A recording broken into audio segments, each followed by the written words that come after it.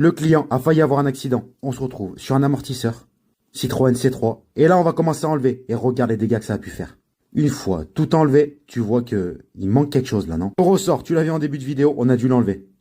Et on est passé sur de la qualité. Amortisseur ATM, ressort Monroe, Febi, Lumforder, du top. On va commencer à compresser l'amortisseur pour enlever la protection. Le bloquer dans l'étau pour pouvoir faire ce qu'il y a à faire. Remettre la petite butée qui est bonne avec le soufflet. Pas besoin de le changer lui.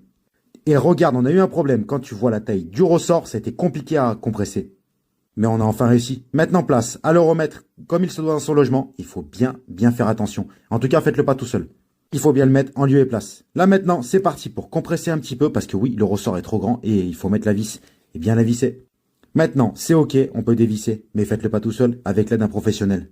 Le ressort a cassé, il est venu se loger dans le pneu et on a dû le couper hors vidéo pour pas que le client ait un accident et qu'on abîme le pneu. N'hésite pas à t'abonner pour plus d'astuces. Le client a failli avoir un accident. On se retrouve sur un amortisseur Citroën C3. Et là, on va commencer à enlever. Et regarde les dégâts que ça a pu faire. Une fois tout enlevé, tu vois que il manque quelque chose là, non? Le ressort, tu l'as vu en début de vidéo, on a dû l'enlever.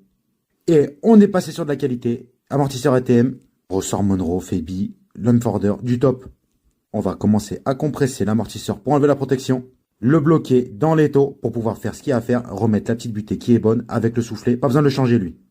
Et regarde, on a eu un problème. Quand tu vois la taille du ressort, ça a été compliqué à compresser.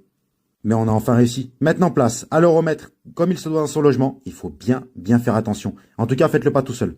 Il faut bien le mettre en lieu et place. Là maintenant, c'est parti pour compresser un petit peu parce que oui, le ressort est trop grand et il faut mettre la vis et bien la visser. Maintenant, c'est ok, on peut dévisser, mais faites-le pas tout seul avec l'aide d'un professionnel. Le ressort a cassé, il est venu se loger dans le pneu et on a dû le couper hors vidéo pour pas que le client ait un accident et qu'on abîme le pneu. N'hésite pas à t'abonner pour plus d'astuces.